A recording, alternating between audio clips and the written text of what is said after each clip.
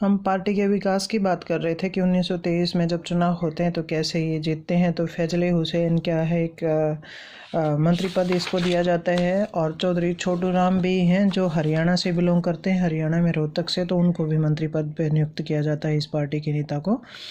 अब उसके बाद जब हम इसके विकास की बात कर रहे हैं कि कैसे पार्टी का विकास होता है, तो एक पॉइंट अपना निकल के आता है कि सुनहरी कानून। ये शायद हमने 2 नंबर में भी आपको बताया हो। तो क्या था, इस टाइम पीरियड में किसानों की स्थिति दयनीय थी, और जब इनको चौधरी छोटू राम को मंत्री पद प्राप्त हो जाता है तो ये क्या करते हैं, किसानों को अधिकार दिलवाने के लिए प्रयास करते हैं। उन्हें साहूकारों के चुंगल से छुड़वाने के लिए भी कानून पारित करवाते हैं, और इन कानूनों को सुनहरी कानून कहा जाता है। और ये कानून में क्या है, अब किसानों की ज़मीन साहूकारों के द्वारा नहीं हड़पी जा सकती, तो ये कानून में ऐसी व्यवस्था कर दी जाती है। उसके बाद विकास की बात करें तो हम 1926 ईस्वी में क्या होता है, चुनाव होते हैं। चौधरी छोटू राम और फैजले हुसैन क्या करते हैं, जब हरियाणा में और अन्य जगह प्रचार करने के लिए जाते हैं तो कांग्रेस को बनियों का जमघट कह करके पुकारते हैं, दोनों के दोनों। अब उसके बाद क्या है, इस समय में एक नई पार्टी और निकल करके आ रही है, संतृप्त कांग्रेस पार्टी। और इस बार भी क्या होता है, यूनियन ये जो पार्टी है इसमें इसको प्रथम स्थान हासिल होता है। और हरियाणा में क्या होता है, 9 सीटों में से 4 सीटें इसको प्राप्त होती हैं। पहले ज़्यादा प्राप्त होती हैं 1923 वाले में, इसमें कम मिलती हैं हरियाणा में।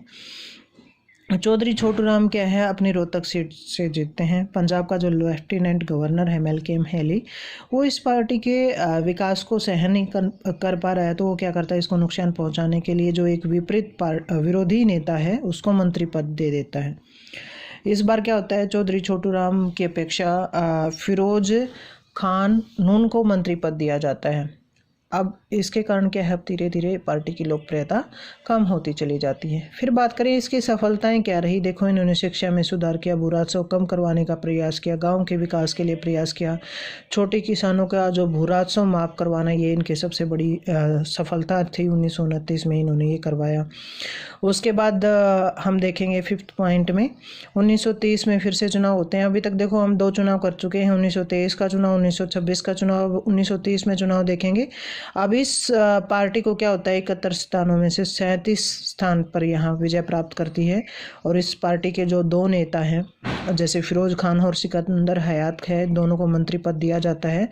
और आर्थिक मंदी का दौर है ये इस टाइम पीरियड में, क्योंकि हमें पता है विश्व में आर्थिक मंदी आती है 1929 में।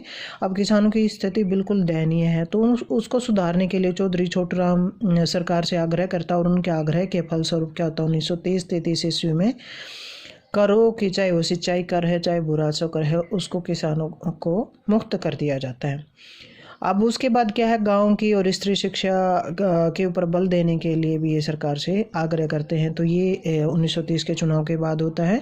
फिर 1937 के चुनाव की अगर बात करें तो 1937 में क्या है, चौधरी छोटू राम और सिकंदर हयात खान क्या करते हैं, हरियाणा में चुनाव प्रचार के लिए जाते हैं। और इस पार्टी के उद्देश्य को लोगों के सामने बताया जाता है कि किसानों को, गरीबों को का विकास करेंगे, सिंचाई का विकास करेंगे, शिक्षा का विकास करेंगे, और विदेशों में जो भारतीय बैठे हैं उनके सहायता के लिए प्रयास करेंगे। तो इसके कारण क्या होता है, लोग इस पार्टी की तरफ आकर्षित होते हैं और ये विजय प्राप्त कर लेती है। तो ये सबसे बड़ी जीत मानी जाती है 1937 में। और ये पार्टी क्या करती है, पंजाब में अपनी सरकार बनाती है, और सिकंदर हयात खान को पंजाब का मुख्यमंत्री बनाया जाता है। चौधरी छोटू राम को विकास मंत्री बनाया जाता है। चौधरी टीकाराम को संसदीय मंत्री बनाया जाता है। और खालसा नेशनलिस्ट पार्टी है ये हमने 2 नंबर में आपको बताया था, वही है। ये पार्टी क्या है, मतलब हमने बताया कि इस टाइम पीरियड में अलग अलग दल हैं, तो ये क्या करते हैं, इसको भी बहुत से मत यहाँ प्राप्त होते हैं। तो ये इनके नेता सुंदर सिंह को क्या है, राजस्व मंत्री बनाया जाता है, और मनोहर लाल को क्या है, वित्त मंत्री बनाया जाता है। तो ये 1937 का चुनाव है, उसमें क्या है, कैसे कैसे इनकी मंत्री पदों की नियुक्ति इसमें दी जाती है। उसके बाद है प्रांतीय स्वायत्तता के दौरान सफलता। अब 1937 में क्या होता है, पंजाब में प्रांतीय स्वायत्तता की स्थापना होती है, और 1946 तक ये चलती रहती है। और इस दौरान क्या होता है, पार्टी जब सरकार है इसकी पंजाब में, तो ये बहुत से ऐसे कार्य करती है। तो ये सफलताएं देखेंगे कि इन्होंने कृषि के विकास के लिए प्रयास किया, और सिंचाई के विकास के लिए इन्होंने प्रयास किया। मंडी एक्ट इन्होंने पारित किया। ठीक है। अब भूमि की चकबंदी इन्होंने की, तो किसानों की स्थिति को सुधारने के लिए इन्होंने हर संभव प्रयास किया है और शिक्षा को प्रोत्साहन दिया है, घरेलू उद्योगों के विकास के लिए प्रयास किया है। तो ये इनकी सफलताएं थी इस दौरान। अब आ जाता है लास्ट में हमारा पॉइंट क्या है कि इस पार्टी जब इतना लोकप्रिय हो गई है लोगों के बीच में, तो इसका पतन क्यों होता है।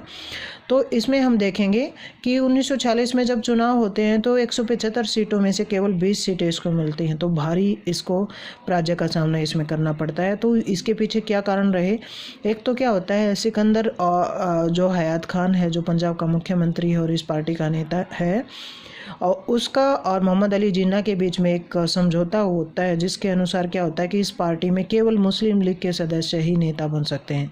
तो पहले तो हमने देखा जैसे चौधरी छोटू राम है, अन्य नेता बने हुए थे, इसमें हिंदू नेता थे, लेकिन अब नहीं हो सकता ऐसा। एक तो ये है। दूसरा क्या होता है, 1945 में चौधरी छोटू राम की डेथ हो जाती है, जिसके कारण जो चौधरी छोटू राम प्रमुख नेता था, जिसने लोगों की भलाई के लिए कार्य किया और इस पार्टी को लोकप्रिय बनाया, उनकी डेथ के बाद क्या धीरे धीरे पतन की तरफ चली जाती है। फिर पंजाब में क्या होता है, हिंदू मुसलमानों के बीच सांप्रदायिक दंगे होते हैं, और ये जब ये पार्टी सरकार में है तो ये क्या है, इन दंगों को नियंत्रित नहीं कर पाती है, तो लोगों में भारी रोष हो जाता है इसके प्रति।